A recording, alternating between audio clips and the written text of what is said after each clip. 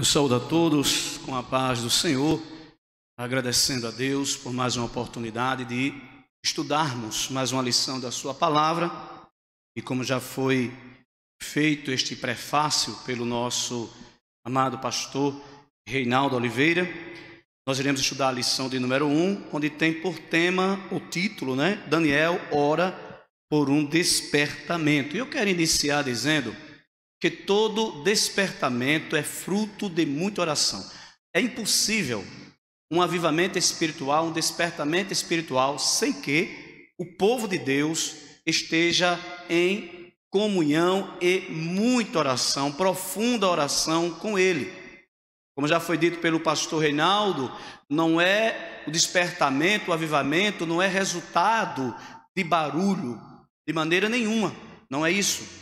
Despertamento é uma ação direta de Deus na vida do seu povo, e quando isso acontece, há uma mudança radical e perceptível, não somente nas ações dos crentes, como também nos eventos associados à sua vida. Então, eu quero iniciar esta manhã dizendo a você, meu irmão, minha irmã, que não haverá despertamento a menos que a igreja, que nós, os crentes, nos dediquemos mais à oração. Gastemos mais tempo na presença de Deus. É isto que a lição vai nos dizer. O exemplo do profeta Daniel, que teve sua vida pautada na oração, na verdade é tão atual como foi para o seu tempo. Então, Daniel passou um longo período no reino da Babilônia, ocupou cargos importantíssimos naquele reino, mesmo dentro de um contexto de crise, de guerras. Ele não deixou de ter uma vida pautada na oração. Então, se nós quisermos receber de Deus um avivamento espiritual, é preciso entendermos que só é possível se dedicarmos tempo, gastarmos tempo em oração. E a outra coisa que eu quero dizer é que todo despertamento espiritual, todo avivamento espiritual, ele vai trazer uma mudança radical. Sim, uma mudança radical na vida da pessoa, na vida do povo, da comunidade que o recebe.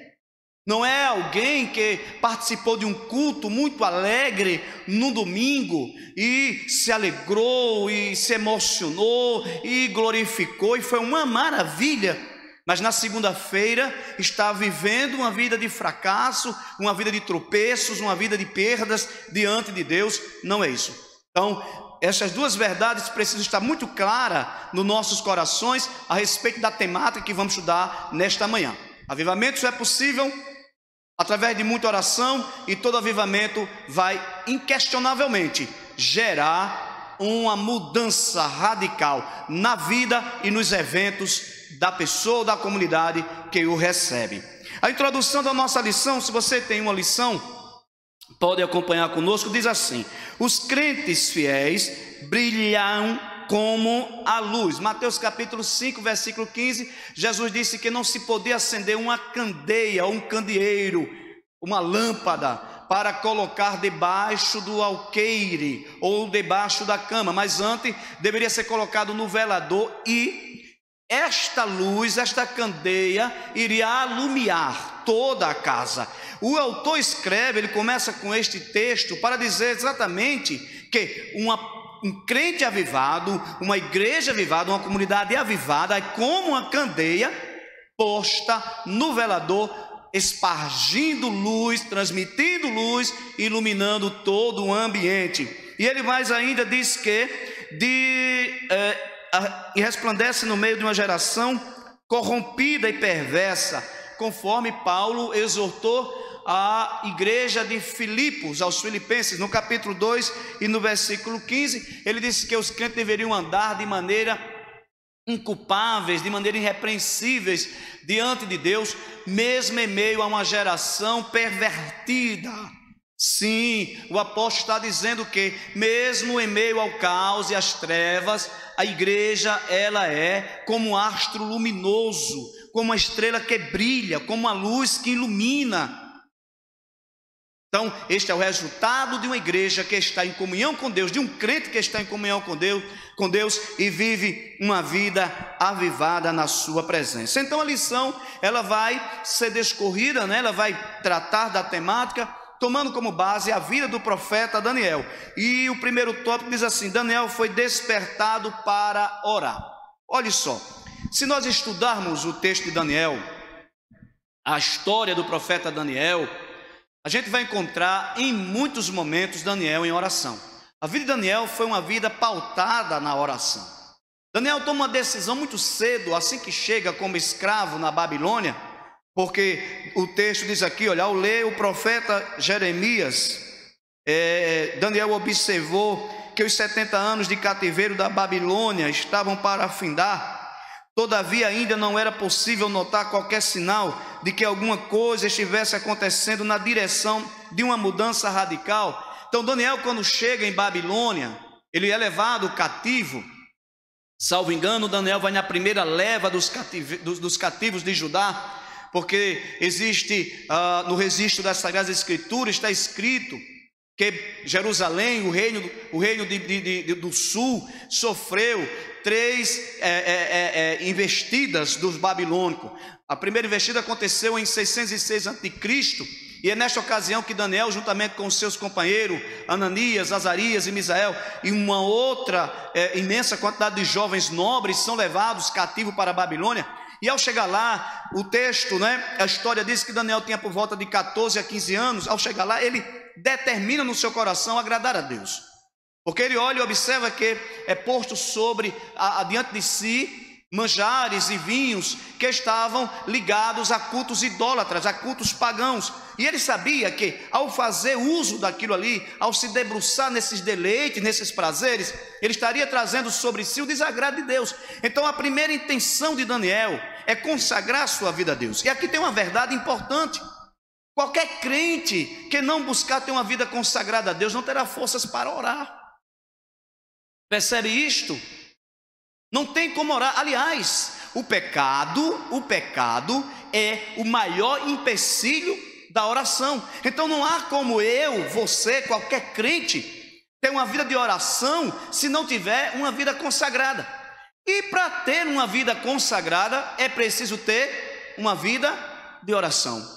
Percebe a dinâmica? Você não pode ter uma coisa sem a outra.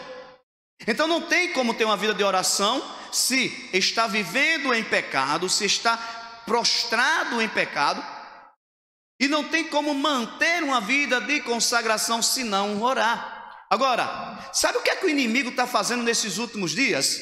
Sabe qual é a arma do inimigo para destruir a igreja, para fazer crentes fracassarem? Ele está arrumando meios de ocupar os crentes. O maior empecilho depois do pecado para uma vida de oração são as muitas ocupações que estão nas nossas vidas. Nós vivemos uma geração de ocupados que não tem mais tempo para nada. Aliás, né, o tempo, os dias, as horas são as mesmas desde que o mundo é mundo. Mas já percebeu, parou para pensar na sua vida? Aquilo que nós alcançamos, aí vem a necessidade de querer alcançar mais. E corremos desesperados para um lado, para o outro, e esquecemos de buscar a Deus em oração. Quer ver outra coisa que está atrapalhando a vida dos crentes? Entretenimento. Nós vivemos o mundo do entretenimento. Tem entretenimento para tudo que é gosto, para tudo que é idade. E não vamos nos enganar aqui, não vamos ser hipócritas aqui. Isso tem trazido prejuízo à igreja no que diz respeito à vida de oração, porque o inimigo está utilizando isso como ferramenta para nos ocupar. No começo da igreja, o inimigo matava os cristãos nas arenas de Roma, nos coliseus romanos, mas o que acontece? Quanto mais ele matava os crentes que morriam em consagração a Deus e glorificando a Deus, novos crentes surgiam e a igreja só fazia multiplicar. Mas ele mudou a estratégia nesse tempo de pós-modernidade. A arma do diabo hoje é a ocupação, o entretenimento. Isso tem destruído a vida de muita gente. Porque quando eu paro de orar, quando você para de orar, quando a gente não tem uma vida regular de oração, nós vamos ficar vazios. Não há outro meio para se chegar a Deus. E Daniel entendeu isso. Então Daniel olhou e, lendo no livro do profeta Jeremias, ele viu uma profecia, que no texto organizado da Bíblia Sagrada agora está no capítulo 29, versículo 10, se eu não me engano, onde Deus usou o profeta e disse: ao passar 70 anos, eu, o Senhor, vos visitarei e cumprirei sobre vós a minha boa palavra e vos trarei de volta a esta terra. Daniel leu isto, fez os cálculos, as contas e percebeu que estava chegando o tempo, mas não havia nenhuma mudança no cenário político, no cenário de governo, que prefigurasse ou que desse algum sinal de que aquilo estava para acontecer. Então observe, Daniel tinha a palavra, Daniel tinha a promessa, teve entendimento de perceber que nada se movia em direção a este cumprimento, mas ele sabia que o Deus que promete é fiel para cumprir, e ele sabia que Deus iria cumprir, só que ele entendeu também que era preciso entrar na presença de Deus em oração, para a mão de Deus se mover na direção daquilo que ele tinha falado que iria cumprir. Veja, muitas das vezes Deus tem feito promessas às nossas vidas, Deus tem dito coisas ao teu respeito, ao meu respeito, mas a pergunta que nós precisamos fazer é: quantas vezes eu tenho me dedicado em oração neste sentido, para que Deus cumpra a boa palavra que deu ao nosso respeito, que falou ao nosso respeito? Daniel entendeu que era preciso orar, e o que foi que ele fez? Foi orar, e orou com rogos, jejum, sacos e cinza. E a oração de Daniel era uma oração voltada para a palavra. Eu vou dizer uma coisa aqui, porque também não é vantagem, não vamos dizer, correto, não tem fruto orações que não estejam pautadas na palavra de Deus. Deus não ouve oração que não esteja pautada na sua palavra. Quer saber uma coisa? Me desculpe a minha franqueza, a nossa geração está desaprendendo a orar. Mas essa lição, ela vem para me despertar, ela vem para despertar você, ela vem para nos saculejar e dizer: olha, precisamos voltar ao altar da oração, precisamos com urgência voltar ao altar da consagração. Daniel orou pautado na palavra. Senhor, tu disseste, Jeremias falou, chegou o tempo, visita teu povo e cumpre o que tu dissesse. Aí, meu amigo, não tem jeito, não tem jeito, porque Deus é fiel à sua palavra, pastor Reinaldo. Então, quando eu oro, pastor Reinaldo, quando o senhor ora, quando os crentes oram pautado na palavra de Deus, falando pela palavra de Deus, não tem como dar, não tem como essa oração ser vazia. Ela tem fruto e ela tem resposta. Aleluia, glória a Deus. A outra verdade é que Daniel não orou hoje e disse: beleza, eu orei, tá bom, tranquilo, vamos voltar à nossa vida normal. Não, Daniel orou com perseverança. Daniel tinha robustez na oração, Daniel tinha vida pautada na oração. A oração na vida de Daniel era um hábito, não era uma eventualidade. Meu irmão, minha irmã, permita-me dizer isto nesta manhã: muitos de nós estamos fracassando na vida espiritual, porque a oração nas nossas vidas são eventos esporádicos. Na maioria das vezes nós oramos quando surge uma necessidade, e quando a necessidade é resolvida, logo abandonamos o altar da oração e voltamos, para nossas ocupações. Isso é resultado, os fracassos, os tropeços, é resultado desta vida de oração nanica, raquítica. Esta é a palavra que eu estava procurando, uma vida de oração raquítica. Daniel tinha perseverança, ele orou com perseverança, ele orou, até que Deus resolveu agir. Aí o tópico primeiro diz: Daniel vivia uma vida,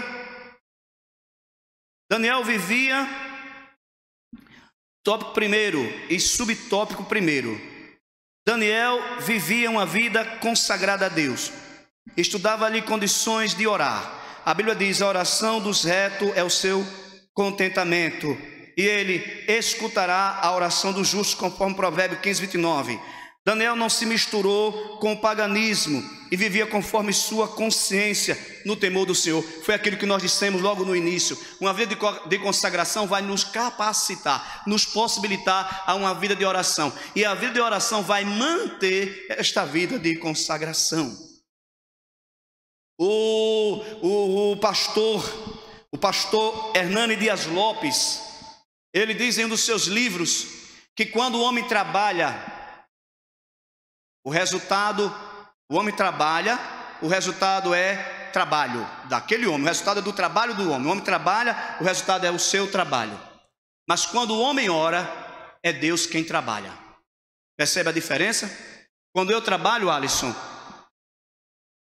o resultado é pelo meu trabalho. Mas quando eu oro, é Deus quem trabalha por mim. E o fato de Daniel ter se consagrado a Deus lhe deu capacitações e uma vida de oração. O subtópico 2 diz: a estatura espiritual de Daniel capacitava-o para enfrentar verdadeiros combates em oração. Sim, combater em oração. Olha só, muitos crentes não conseguem servir de ajuda decisiva com as suas orações, porque nunca chegaram a experimentar o que significa combater em oração. O que significa perseverar firmemente em oração. Aquela oração que bate até que a porta se abra, busca até que encontra, pede até que recebe. Aquela oração cuja vida ou cujo exemplo da mulher fenícia retrata muito bem, porque saiu clamando atrás de Jesus. E uma coisa que eu aprendo com a mulher fenícia, pastor Rinaldo, é que quem estava endemoniada ou com a enfermidade produzida por demônio era a filha dela em casa, não era isso? Era a filha dela. Mas olha como é que ela pede a Jesus: Senhor, tem misericórdia de mim. Porque o problema da filha, o problema da família era o seu problema também. O problema da igreja é o meu problema também. É o nosso problema. A dor do irmão deve ser a minha dor também. Muitas intercessões são infrutíferas, porque quando se ora, não se assume o lugar do outro, não sente o que o outro está sentindo, por isso não tem resposta. Daniel, quando ora aqui, ele sente a dor dos cativos, ele quer que o povo volte, ele sente a necessidade de reconstruir templo, reconstruir os muros, para que Jerusalém volte a ser o astro de Deus na terra, como era antigamente. Aleluia! E Daniel aprendeu a combater em oração, a ser perseverante em oração. Glórias a Jesus, a orar até que a resposta chegue. Então ele tem uma vida robusta. Ele não era um visitante do altar da oração, ele era presença contínua diante de Deus, daquele que pode todas as coisas, daquele que nos dá resposta quando nós oramos, quando nós buscamos a Ele. Que lição maravilhosa nesta manhã. Essa lição ela veio para nos despertar, ela veio para nos acordar, para dizer para mim e para você: olha, gaste mais tempo com o Senhor, reserve momentos para orar, seja disciplinado na oração, seja constante, persevere. Ainda que não haja sinais, ainda que não haja nenhum evento que esteja denotando o que vai acontecer, permaneça, porque Deus é fiel. Coincidindo com o período da oração de Daniel, profundas mudanças estavam para acontecer na Babilônia. Agora, olha o que acontece. Daniel está orando.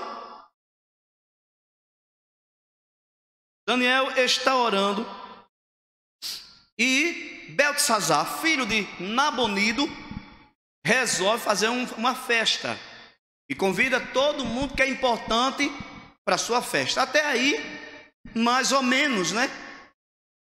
Mas aí, Beltesazar inventa de misturar o santo com o profano, o puro com o impuro, o consagrado com o que é iníquo. E o resultado não podia ser outro. A Bíblia diz que de Deus não se zomba. E Beltesazar resolveu zombar de Deus. Como? Ele mandou buscar os utensílios do templo, as taças de ouro, os utensílios de ouro, para beber seu vinho com as suas mulheres, as suas concubinas, numa festa de orgia, misturada com idolatria, tudo que era deuses, e naquele momento blasfemarem e zombarem do nome do Senhor. Aqueles utensílios, veja, aqueles utensílios, eles haviam recebido a consagração, a separação. Eles receberam a aspersão do sangue e receberam a unção do óleo, como sinal daquilo que está separado e consagrado para Deus. E quando ele faz isso, Deus naquela mesma noite julga e acaba, põe um ponto final no reino de Babilônia, ou seja, existe agora uma intervenção divina. Agora, às vezes nós queremos uma intervenção divina na nossa vida, na nossa história, mas não buscamos como deveríamos buscar, não oramos como deveríamos orar, e acaba que a nossa vida continua na mesmice, sem algo de novo acontecendo, sem um evento espiritual marcante acontecendo. E há tempo melhor para nós despertarmos e acordarmos para uma vida de oração, a não ser se agora, de pandemia. Eu comentava, pastor Reinaldo, com um evangelista amigo nosso, a respeito disso. De quanto, e eu não estou falando daqueles crentes que estão orando individualmente, eu não tenho dúvida que há crentes prostrados, eu não tenho dúvida, derramando lágrimas, mas eu sinto falta, está dizendo, de uma comoção nacional, porque o problema é nacional, aliás o problema é mundial, mas vamos falar a nível de Brasil, nós temos uma crise que atingiu todo mundo, e colocou todo mundo do mesmo tamanho, porque não tem rico, não tem pobre, não tem preto, não tem branco, não tem inteligente, não tem incauto, está todo mundo na mesma sujeição. E quer saber?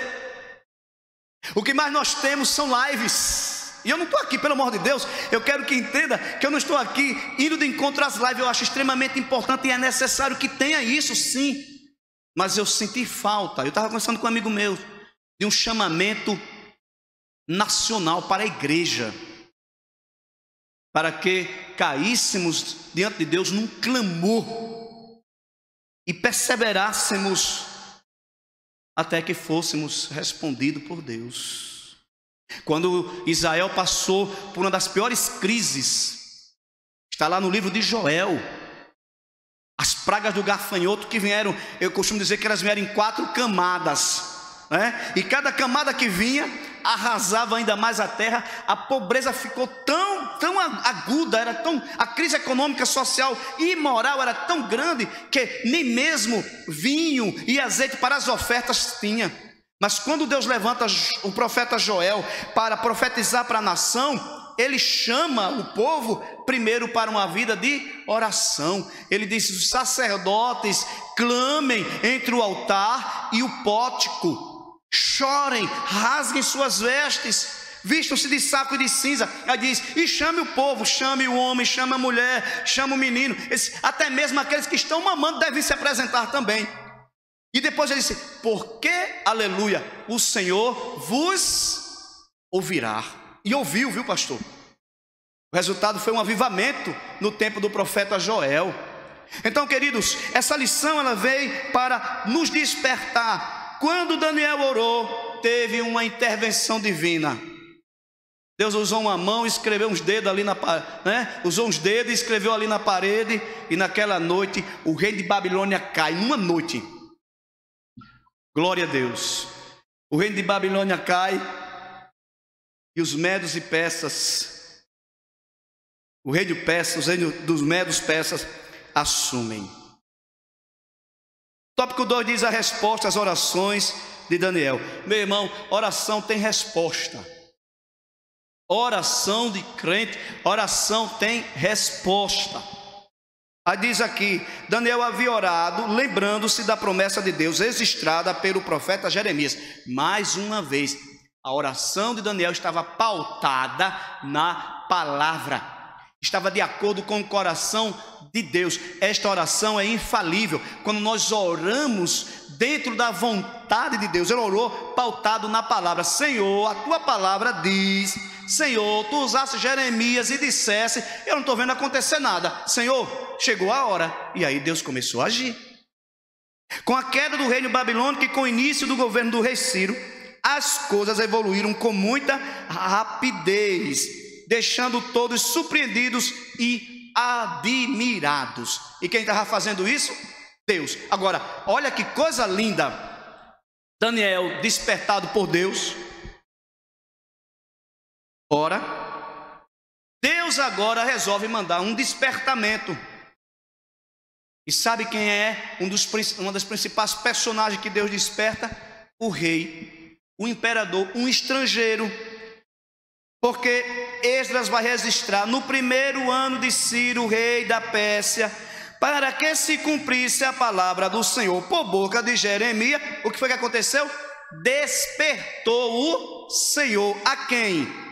O espírito de Ciro, rei da Pérsia. Ou seja, por conta da oração do profeta Daniel, meu irmão Alisson, o rei pagão recebe um despertamento espiritual, recebe uma visita de Deus. Deus mexe com o coração daquele homem, Deus move o coração daquele homem, Deus quebranta o coração daquele imperador. Aleluia. E alguém diz a ele: olha, você precisa cumprir uma palavra que tem a teu respeito. Jeremias, Isaías profetizou cerca de 200 anos antes de tu nascer, citou até teu nome e disse que tu era um servo ungido de Deus, chamou tu de rei, meu servo ungido, e disse que tu eras aquele que iria resolver esta demanda do povo voltar para a terra prometida, de onde eles tiveram que sair cativo há 70 anos atrás, para reconstruir os muros, reconstruir o templo e voltar a ser nação. Quem produziu tudo isso?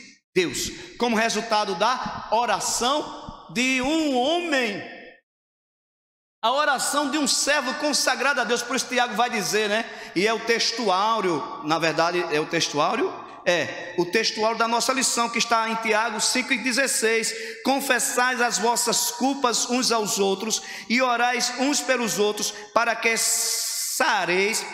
A oração feita por um justo pode muito em seus efeitos. Aleluia. O poder da oração. A mensagem de hoje, né? A lição de hoje é o poder da oração, os efeitos da oração. E agora Ciro está despertado por Deus e diz que o povo pode voltar. O povo pode voltar. E demais, não deixa o povo voltar assim de todo jeito. Ele diz que todo judeu que quisesse voltar poderia voltar. Todos estão livres para voltar. As provisões para a viagem, o reino ia prover. O que eles precisavam para reconstruir o templo ia sair dos tributos. Não, foi um avivamento espetacular. O Senhor operando, viu, pastor Reinaldo? Foi maravilhoso. Você está, olha que coisa, você é cativo de um reino. Agora você recebe a carta de libertação, a ordem para voltar, e diz, e fique tranquilo, que tudo que você precisar no que diz respeito à materialidade, o reino vai prover para você. Só Deus faz isso. E era a resposta de oração. Deus despertou, avivou um rei pagão por conta da oração do profeta Daniel. Conforme esta declaração de Ciro, estava cumprida a promessa divina dada através do profeta Jeremias. É lindo quando nós percebemos o cumprimento da palavra. Estava cumprido. O povo agora está voltando conforme tinha sido profetizado pelo servo de Deus. Agora, olha só. Mas tudo foi, como diz a Bíblia, tudo muito mais abundantemente além daquilo que pedimos ou pensamos. A gente geralmente escuta os irmãos dizer, e dizem com muita propriedade, né? Deus é Deus de surpresa. Você já ouviu isso, Alisson? Né? Às vezes eu já escutei, pastor Reinaldo, alguém disse para mim, Deus vai te surpreender. E surpreendeu, meu, porque eu esperava uma coisa de um tamanho, com uma medida, e quando veio foi muito maior do que aquilo que eu imaginava ser. Deus vai te surpreender. Deus de surpresa. Então Deus faz muito mais do que aquilo que a gente estamos pedindo. Daniel orou somente para que o povo voltasse. Olha, se o povo tivesse voltado como diz a história, com as mãos abananos, né, já era uma vitória. Se o povo tivesse voltado com os seus próprios recursos, e diga-se aqui, logicamente, viu, muitos judeus estavam riquíssimos em Babilônia. Inclusive muitos judeus não quiseram voltar, porque já estavam com a vida lá em Babilônia estabelecida. Quando a gente vai estudar o livro de Esdras, cerca de 50 mil judeus, apenas 50 mil judeus voltaram no primeiro retorno, sobre a batuta de Zorobabel e Josué, e o sacerdote Josué, porque Zorobabel é eleito governador de Judá. E a nação judaica, ou os judeus no reino de Babilônia, era muita gente, era muita gente. Mas percebe que apenas 50 mil voltaram, mas voltaram com provisões dadas pelo rei. Ou seja, se eles tivessem voltado, vocês estão livres, podem ir para casa, já era uma vitória. Mas além disso, Deus fez muito mais do que o profeta pediu. Porque em nenhum momento na oração de Daniel, você vai escutar Daniel dizendo: Senhor, e toca no coração do rei para que ele nos dê os recursos necessários para o retorno e para a construção do templo. Em nenhum momento, ele apenas está dizendo: Senhor, cumpre a tua palavra. Tu disseste, Jeremias disse, tu disseste pela boca de Jeremias que o povo ia voltar. Senhor, cumpre a tua palavra. Se eu vou cumprir a palavra, ainda vou fazer mais do que eu disse que eu ia fazer. Glórias a Deus por isso. Todos os judeus seriam libertados ou liberados para voltarem, receberiam permissões para reedificar o templo. Todas as despesas da construção do templo poderiam ser tiradas dos tributos de além do rio. Os vasos sagrados devem ser entregues aos cuidados de Zorobabel, nomeado governador. Os mesmos vasos sagrados que Beltesazar resolveu tomar vinhos com ele. Olha, alguns dos utensílios e todo o resto do material que Nabucodonosor tinha tirado do templo e tinha colocado dentro dos seus templos pagãos na Babilônia, agora estavam sendo tirados dos templos pagãos e estavam voltando.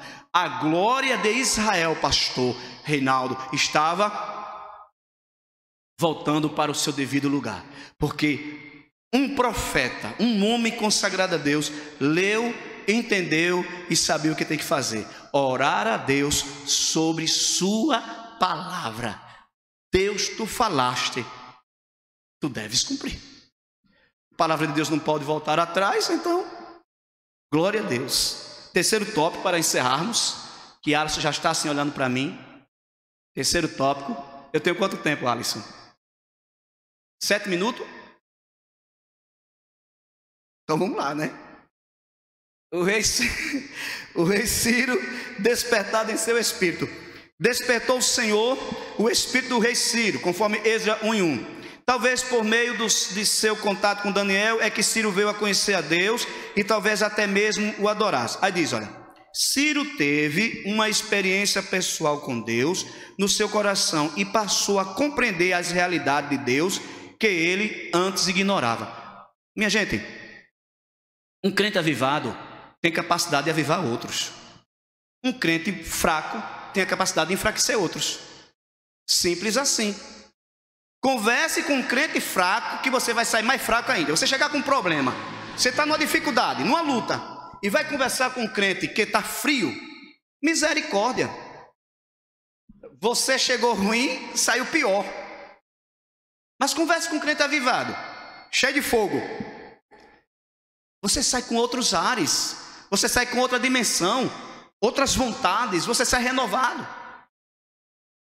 Porque o avivamento, ele é transmissível, pastor Reinaldo. Alisson, avivamento pega, fraqueza pega, avivamento também pega. Então Daniel, avivado, avivou o rei, contagiou, influenciou.